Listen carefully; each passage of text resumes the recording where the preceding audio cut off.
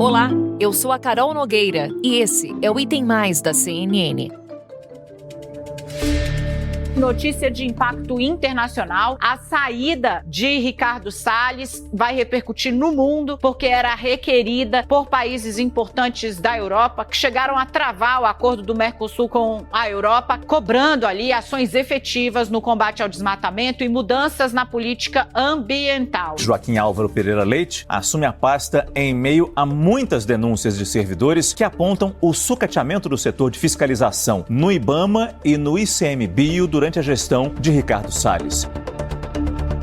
Os números não enganam. O Brasil vive dias muito ruins quando o assunto é preservação ambiental. Um levantamento do Instituto Socioambiental, divulgado na semana passada, revelou que a taxa de desmatamento da Amazônia Legal no ano passado foi a pior dos últimos 12 anos. Também foi em 2020 que nós assistimos a uma queimada sem precedentes no Pantanal, quando praticamente um quarto do bioma foi consumido pelo fogo. Para quem pensa que toda essa devastação ficou no ano passado, os dados dos primeiros meses de 2021 anunciam a continuidade ou até a piora desse cenário. Levantamento do INPE aponta que os avisos de desmatamento na Amazônia Legal entre janeiro e maio deste ano saltaram quase 25% em relação ao mesmo período de 2020. O que explica esses números desoladores? O governo não conseguiu limpar a imagem do Brasil lá fora quanto à flexibilização de algumas regras e trata aí a regularização, das queimadas em solo amazônico como uma forma de ditar regras e não de afrouxá-las. A medida abre espaço para que o mercado imobiliário explore as faixas de vegetação das praias. E essa não foi a única resolução aprovada na reunião de hoje do CONAMA. Ao todo foram extintas 3 resoluções do Conselho Nacional do Meio Ambiente. 2 delas delimitavam as áreas de preservação permanente de manguezais e restingas do litoral brasileiro e também estabeleciam as regras em casos de áreas em torno de reservatórios artificiais de água, como, por exemplo, as represas aqui do Brasil. Com dados obtidos por meio da Lei de Acesso à Informação, os nossos produtores, o Marcos Guedes e o Vital Neto, revelam uma queda brusca nas autuações ambientais nos últimos 2 anos. Agora, o que intriga é que o desmatamento em boa parte do país aumentou nesse período. Com esse legado cercado de polêmicas, o agora ex-ministro Ricardo Salles disse no discurso pós-exoneração que buscou equilíbrio entre desenvolvimento econômico e preservação do meio ambiente. Preservação do meio ambiente, cuidado com todos os aspectos daquele ministério, ao mesmo tempo respeito também ao setor privado, ao agronegócio, ao produtor rural brasileiro, aos empresários de todos os setores, de mineração, imobiliário, setor industrial, a necessidade do Brasil ter as suas obras de infraestrutura, a necessidade do Brasil continuar sendo um grande líder do agronegócio. Esse equilíbrio importante que foi pedido pelo presidente desde o início decorre efetivamente do compromisso que nós temos com o desenvolvimento do Brasil. Ele também foi elogiado pela ministra da Agricultura, Tereza Cristina, em entrevista à CNN. Olha, o ministro Ricardo Salles cumpriu aí esses 2 anos e 6 meses de governo, né? Fez um bom trabalho. É uma pasta muito difícil, né? O meio ambiente, principalmente no momento em que o mundo todo discute. O ministro deixa aí um legado e eu quero aqui só reafirmar que a agricultura não pode ser a vilã do meio ambiente. Então, o trabalho conjunto que nós fizemos, é claro que temos coisas para resolver ainda no Brasil, mas o ministro deixa e o governo continua, é uma coisa normal. Procuramos o Ministério do Meio Ambiente sobre as declarações trazidas aqui no Item Mais, mas não tivemos resposta. E são várias as perguntas que ficam agora. Para onde caminha a agenda ambiental no Brasil daqui para frente? O que muda com a saída de Ricardo Salles, o ministro que falou em passar a boiada, e com a entrada de Joaquim Álvaro Pereira Leite, o novo ministro do Meio Ambiente? É o que vamos responder nesse episódio do Item Mais. Para isso, eu conto com 2 ajudas. A primeira é da Janaína Dalan, engenheira florestal. Janaína, seja muito bem-vinda ao Item Mais, um prazer falar com você. Muito obrigada, Carol, o prazer é todo meu, eu agradeço o convite. Janaína, vamos começar falando das alterações nas políticas ambientais. Acompanhamos na gestão Salles muitas alterações sendo feitas por via de decretos. E agora a gente está acompanhando alguns projetos de lei em tramitação no que se refere à pauta ambiental. Por exemplo, o PL 490, que muda a demarcação de terras indígenas, também aquele PL apelidado de PL da grilagem. Essas mudanças via projeto de lei, elas preocupam mais? Carol, sim.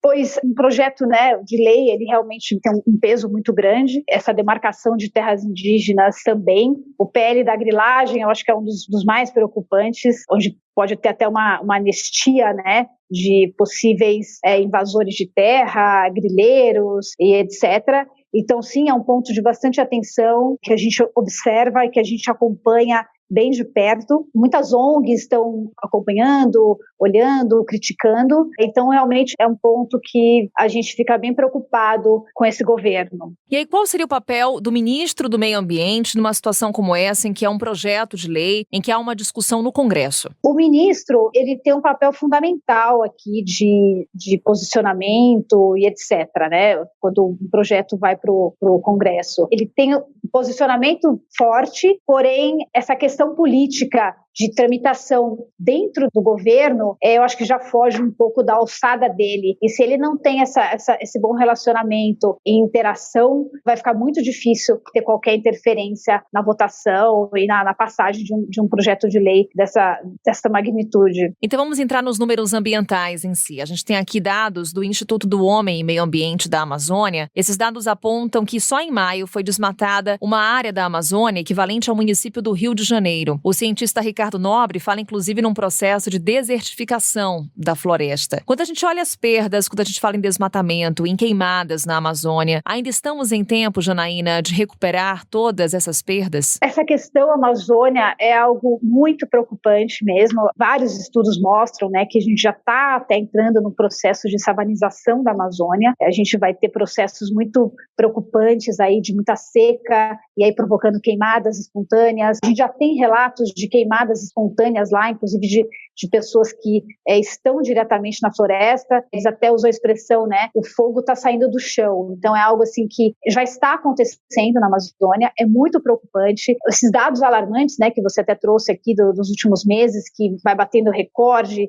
atrás de recorde, realmente são de assustar a todos e ao mundo todo, mas eu entendo que sim, a gente ainda tem tempo de barrar esse processo. Eu acho que se todos se unirem, governo, setor privado, população e etc., eu acredito que sim, que a gente consiga barrar esse desmatamento, reverter essa curva de desmatamento e realmente mudar o papel da Amazônia, mudar essa perspectiva de que ela vai acabar, de que vai ter um grande deserto, uma savanização. Eu acho que tem tantos pontos positivos que a gente consegue trabalhar, engajar as pessoas, Então, se a gente conseguir engajar o setor privado, reverter a curva de desmatamento, fortificar os projetos de proteção da floresta, que são projetos de REDD+, que são iniciativas privadas, onde os proprietários de áreas florestais, eles assumem um compromisso de não desmatamento, passando a gerar créditos de carbono e que são vendidos a empresas que neutralizam suas emissões de CO2. Então, se a gente unir tudo isso, unir bioeconomia, ganhar escala, integração dessa floresta, com formação de profissionais na região, desenvolvimento capaz de reduzir desigualdades sociais na Amazônia, desenvolvimento de ciência e tecnologia, trazer todas essas vertentes para a floresta, eu acredito que sim, que a gente tem tempo sim de reverter e barrar essa perspectiva ruim da floresta amazônica. Você trouxe para a gente, Janaína, algumas ações, principalmente ações do setor privado, ações que a sociedade também tem que atuar e também o papel do governo. A gente pode detalhar por onde o governo tem que começar para reverter esse cenário? Sim, o governo, a gente entende que ele tem uma atuação muito importante, ele precisa ter essa atuação forte de fiscalização, em primeiro lugar, da floresta. É muito ineficiente hoje em dia essa fiscalização, mesmo apesar de ter todos os satélites, todos esses GEP Biomas tem satélites incríveis, tem uma tecnologia enorme para ter alertas de incêndio em tempo real, praticamente. Então, essa fiscalização precisa ser melhorada, é um dos pontos que o governo precisa atuar. A parte de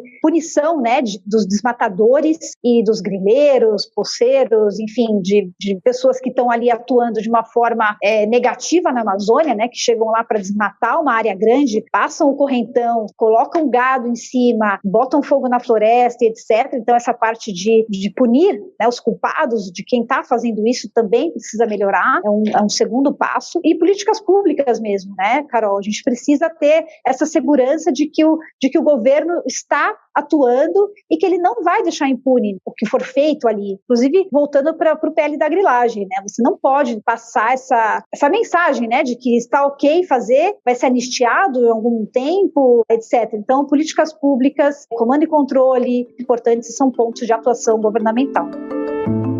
Janaína, vamos olhar agora para fora, para o exterior, falar um pouquinho de ajuda internacional, de sanções internacionais, a começar pela ajuda internacional. Uma boa parte do financiamento de institutos, como por exemplo o ICMBio, vinha do exterior. Iniciativas, por exemplo, como o Fundo Amazônia, que foi paralisado em 2019. A retomada dessas ajudas internacionais é uma possibilidade de traçarmos um novo cenário para a questão ambiental aqui no nosso país? O que a gente precisa mudar para que isso aconteça, para que essa ajuda internacional volte, para que os fundos paralisados voltem a atuar? Essa perspectiva, né, internacional, esse olhar que vem de fora, realmente o fundo ficou parado, né? O Fundo Amazônia paralisou, a gente aumentou o desmatamento, o propósito do fundo é premiar o não desmatamento, né? Então ele realmente ficou lá congelado. Para reverter isso e para que essa ajuda, né, de fora continue a existir e seja benéfica para o país, eu acredito que essa parte de políticas públicas muito bem estabelecidas, essa parte de comando e controle também estejam muito sérias e funcionando realmente, né? Não basta também ter só uma política que não funciona, ela precisa realmente mostrar que é séria e que acontece na realidade. A partir do momento que a gente mostrar isso e que o setor privado esteja engajado, o governo está fazendo a parte dele, a gente está conseguindo reverter curvas de desmatamento e etc., quando colocar tudo isso no rumo, aí sim eu acho que a iniciativa internacional, toda essa parte, ela naturalmente vai acontecer, vai ser algo que vem naturalmente, fala, poxa, estão fazendo a parte deles, a lição de casa está sendo feita. E aí os outros países eles vão ter vontade de ajudar e vontade de se envolver nessa questão toda, de realmente manter a Amazônia, que é um dos maiores biomas do mundo aqui. A gente está falando de milhões de hectares, a maior parte da Amazônia é brasileira, a gente tem alguma parte em alguns outros países vizinhos, mas a maior parte é no Brasil. Ela tem um fator fundamental ali de regular clima local, rios voadores que levam umidade para o centro-oeste, garantindo produção de alimentos. Então, a importância dela é tão grande, de biodiversidade, regulação de clima e etc., que a partir do momento que a gente que todos entenderem que as coisas entraram no rumo, políticas públicas funcionando, comando e controle, punição, setor privado engajado, projetos de redes sendo reconhecidos, que são os pagamentos por serviços ambientais, etc., bioeconomia desenvolvendo a região, aí eu entendo que, sim, toda essa parte internacional, ela volta a ajudar e querer fazer parte desse movimento. Em paralelo, observamos também a possibilidade de sanções, quando a gente vê lideranças internacionais se referindo à Amazônia com muita cautela. É o caso, por exemplo, do presidente dos Estados Unidos, Joe Biden, presidente da França, Emmanuel Macron. Corremos esse risco de sanções internacionais se não mudarmos a situação ambiental aqui do Brasil, Janaína, na sua avaliação? Corremos, sim. Eu acredito que isso é questão de tempo e não muito tempo. Se nada for feito, se a gente não conseguir reverter essa curva de desmatamento urgente, eu diria dentro desse ano até, antes da COP26, eu acredito que sim, que as sanções vão vir, elas vão ser inevitáveis e vai prejudicar bastante o setor comercial brasileiro, exportações, importação, toda uma agenda aí que é fundamental para o país. Então, sim, as sanções vão acontecer. E tivemos uma mudança no Ministério do Meio Ambiente. Sai Ricardo Salles, entra Joaquim Álvaro Pereira Leite, que é apontado como um gestor agora, um ministro, com um perfil mais técnico. O que essa mudança representa na pasta do meio ambiente? O que a gente pode esperar de Joaquim Álvaro Pereira Leite no comando do Ministério do Meio Ambiente, Janaína?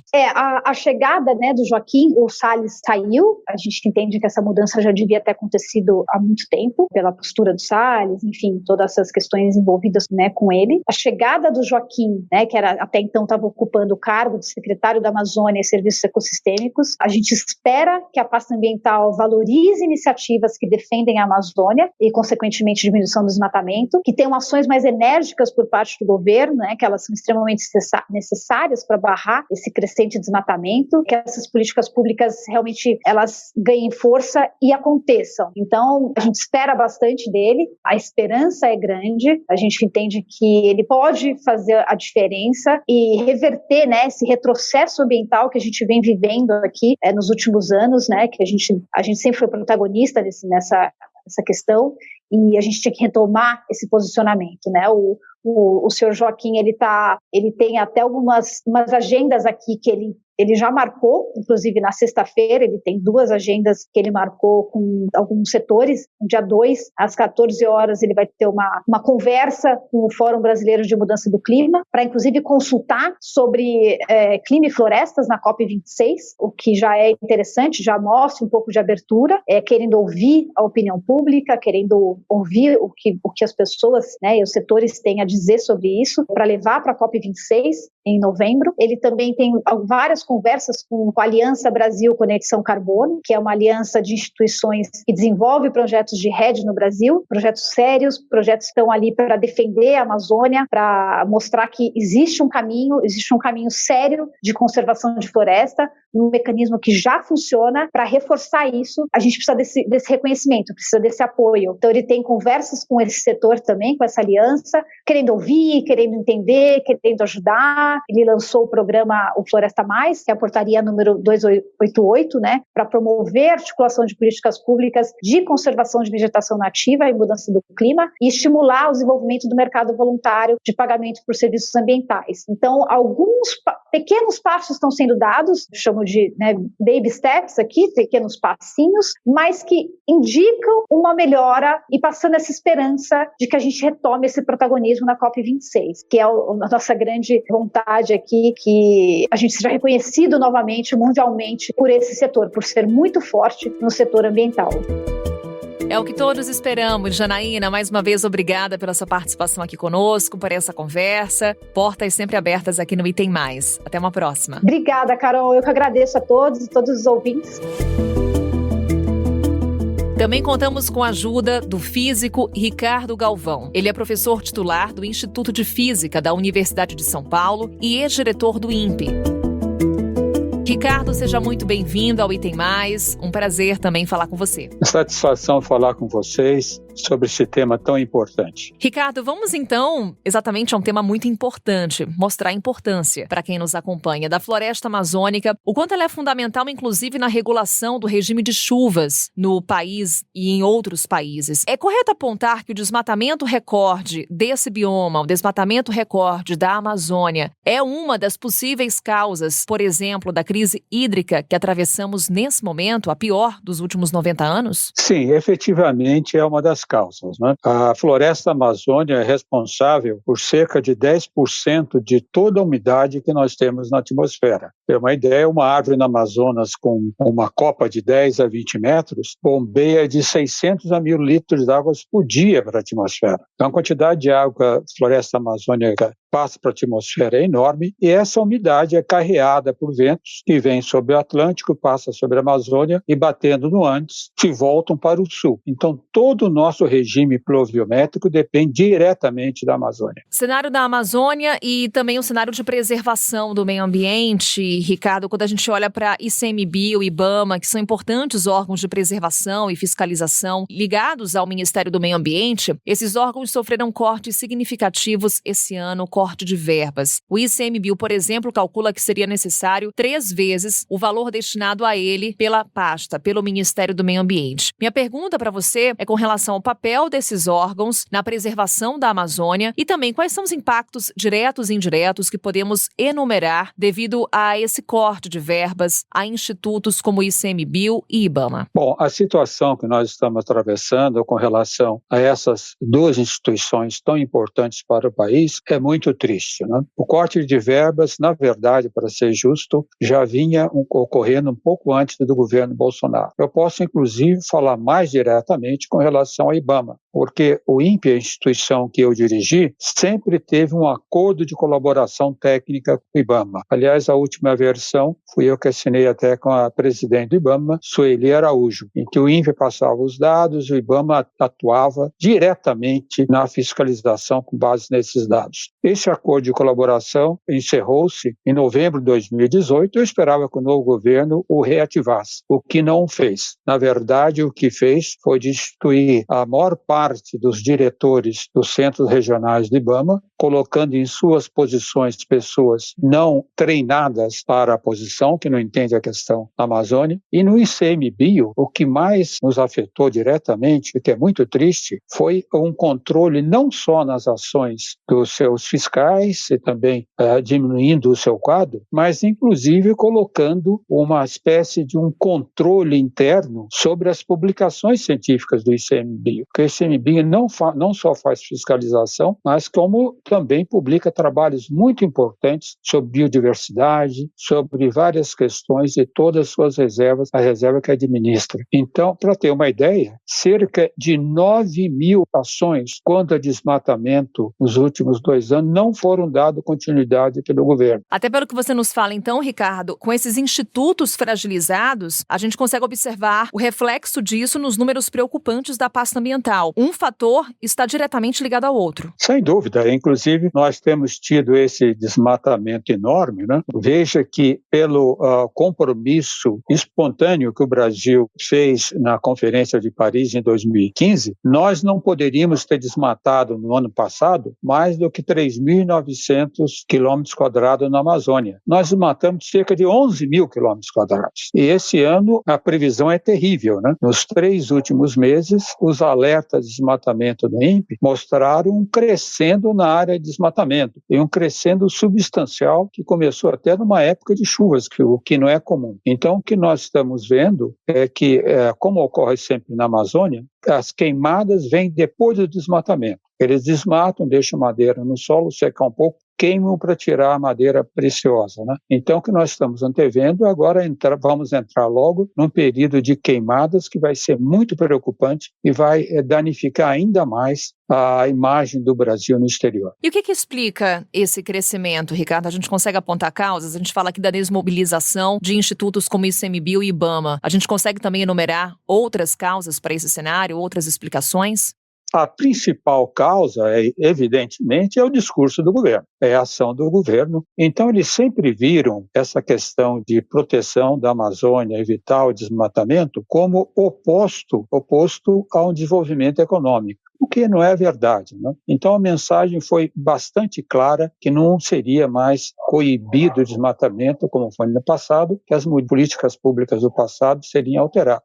O Brasil tinha um enorme protagonismo na questão ambiental, respeitadíssimo no mundo todo, né? Vários trabalhos, inclusive, apontando o Brasil como exemplo a ser seguido. De 2004 a 2012, o Brasil conseguiu reduzir o desmatamento na Amazônia de cerca de 27.000 quilômetros quadrados para pouco mais de 4.000 quilômetros quadrados. Foi uma redução de desmatamento de 8%. A famosa revista científica internacional Nature apontou esse resultado como o melhor resultado de controle ambiental na última década, em 2012. Então, o protagonismo do Brasil era enorme.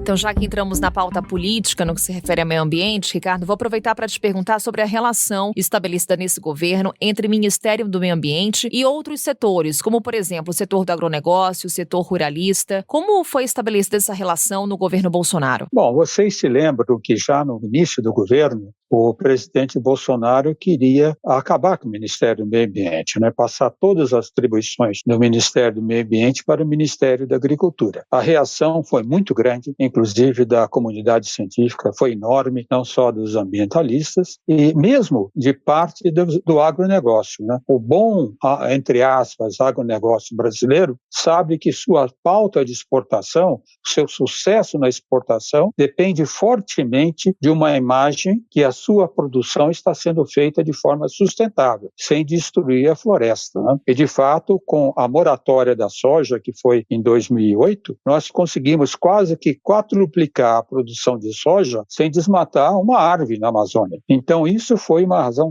forte do sucesso do agronegócio brasileiro, né? Mas, infelizmente, o que aconteceu com a política do governo, como eu disse, contrária à preservação do meio ambiente, então nós tivemos esse resultado que é lamentável. Então, do ponto de vista político, eu creio que nós teremos que ter uma mudança rápida nisso, senão o que vai acontecer no país é quase imprevisível. A Amazônia, nós já desmatamos cerca de 20% da Amazônia original. Se o desmate da Amazônia passar de 25% a 30%, da Amazônia toda, não só brasileira, a tendência dela se tornar uma savana será irreversível, não vai ter recuperação, né? Enquanto que nós sabemos que tem, hoje em dia, com o crédito de carbono, com todas as iniciativas sustentáveis, mesmo o capital privado pode ganhar muito dinheiro se investir na Amazônia, na preservação da floresta, explorando, por exemplo, sua biodiversidade. Então, o que nós temos, na verdade, é uma política pública completamente nefasta e mal feita por pessoas que não entendem do assunto na questão do meio ambiente.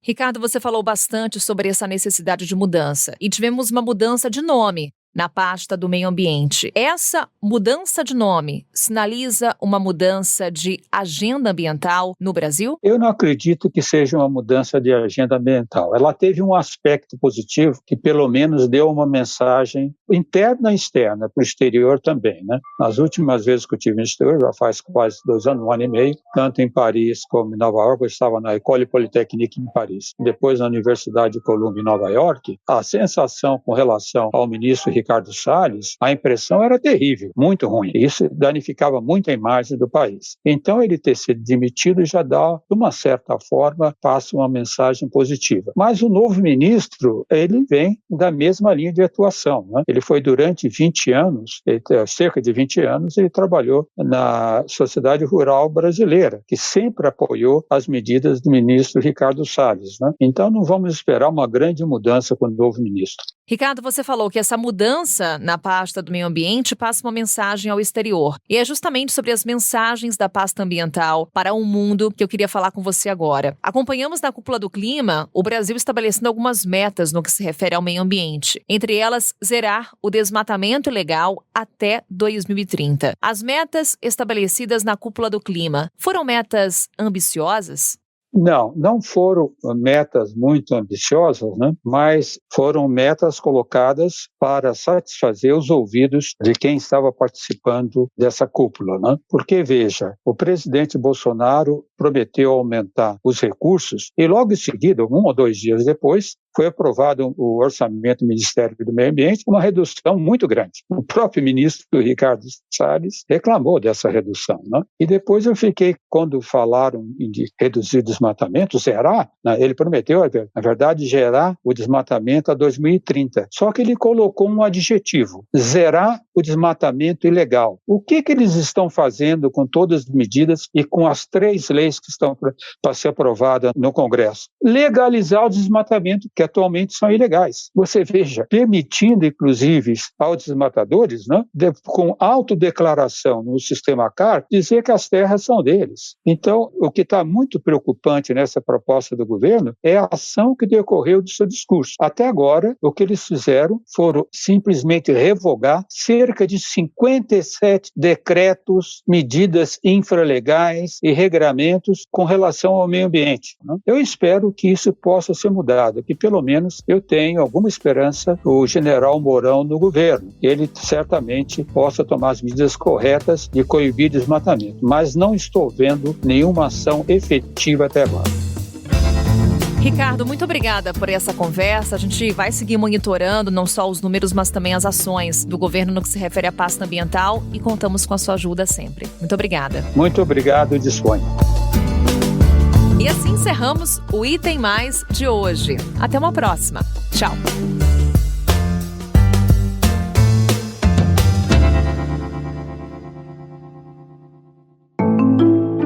Com a apresentação minha, Carol Nogueira, este podcast foi produzido pela Maremoto para a CNN Brasil. Roteiro e pesquisa, Thaís Ilhéu. Pauta e produção, Danilo Santana. Operador de gravação, Nathan Kleiman. Edição e sonorização, Murilo Lourenço. Coordenação geral, Paula Weinberg. Coordenação de produto, Verônica Schneider. Coordenação editorial, Diego Toledo. Direção de jornalismo digital, Daniel Tosi. Você também pode ouvir o Item Mais no site da CNN Brasil.